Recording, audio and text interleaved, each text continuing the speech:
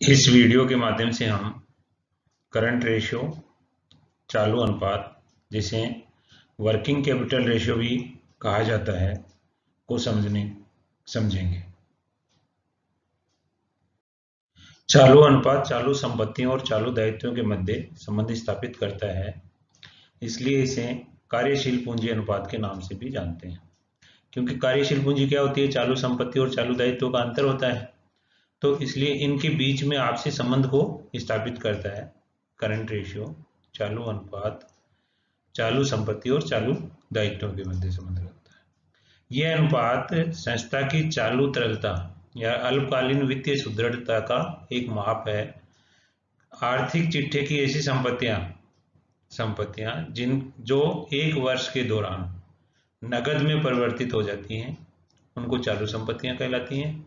और ऐसे दायित्व जिनका भुगतान एक वर्ष के दौरान या लेखा अवधि के दौरान करना होता है, वो चालू दायित्व कहलाते हैं। चालू संपत्ति और चालू दायित्व के अनुपात की गणना करके कंपनी की अल्पकालीन शोधन क्षमता का अध्ययन किया जा सकता है।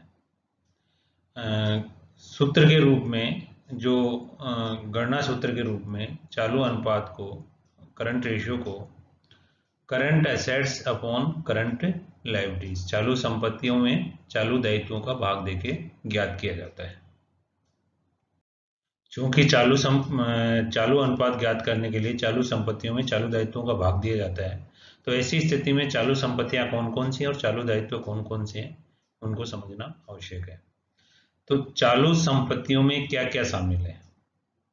रोकड़ है, बैंक बैलेंस है, बिल्स रिसीवेबल्स हैं, देनदार हैं, स्टॉक है, अल्पकालीन विनियोग है, शॉर्ट टर्म या मार्केटेबल सिक्योरिटीज, प्रीपेड एक्सपेंसेस हैं, एडवांस पेमेंट है, एक्रूड इनकम उपार्जित आय भी है, सार्वजनिक निकायों के पास रखी जमाएं पब्लिक डिपॉजिट्स, जो पब्लिक बॉडीज हैं उनके पास जो डिपॉजिट्स हैं उनको भी चालू संपत्तियां मानी जाती हैं।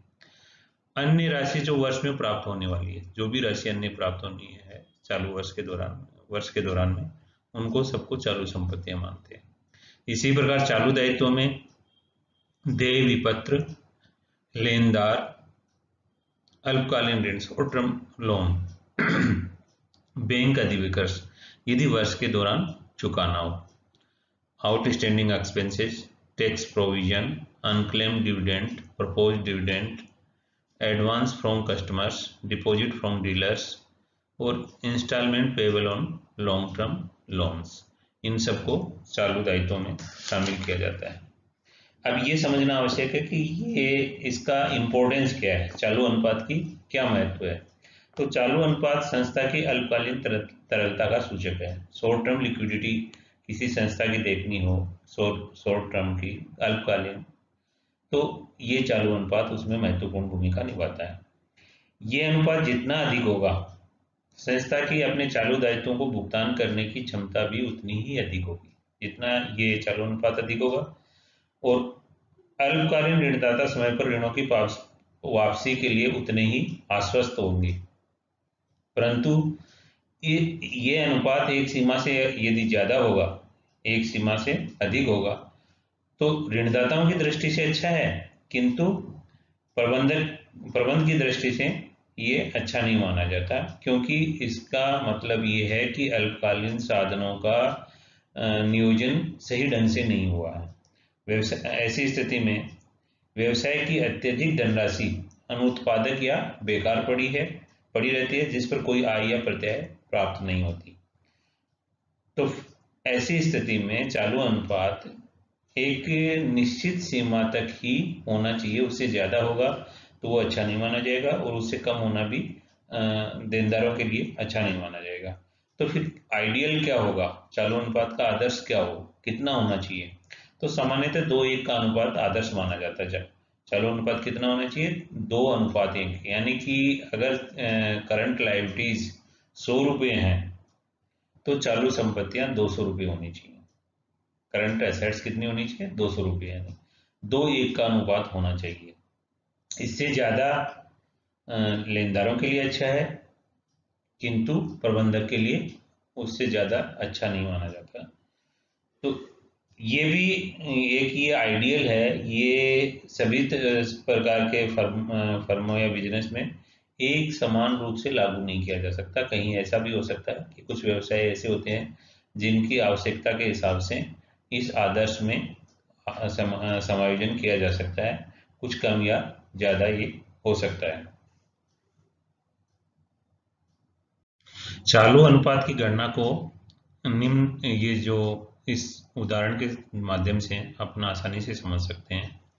देखिए इसमें जो असेट्स दे रखी हैं, नॉन करंट असेट्स और करंट असेट्स, तो चालू अनुपात की गणना के लिए कौन सी असेट्स की जरूरत होती है? करंट असेट्स की, जिसमें इन्वेंट्रीज दे रखा है अपने को, ट्रेड रिसीवेबल्स में डेटर्स और बिल्स रिसीवेबल्स दे रखे हैं, और कैश बैलेंस और बैंक बैलेंस, ये करंट असेट्स अपने को दे रखी हैं। करंट लायबिलिटीज में अपने पास तीन तरह की लायबिलिटीज हैं, क्रेडिटर्स हैं, बिल्स पेबल्स हैं, बैंक ओवरड्राफ्ट है। तो अब इनकी सहायता से चालू अनुपात कैसे ज्ञात करेंगे, ये आगे अपन देखते हैं। चालू अनुपात ज्ञात करने के लिए अपन ने देखिए करंट रेशियो का फॉर्मूला लगाया, जिसमें current assets upon current liabilities, चालू संपत्ति अपॉन चालू दायित्व है। अब चालू संपत्तियां क्या क्या हैं?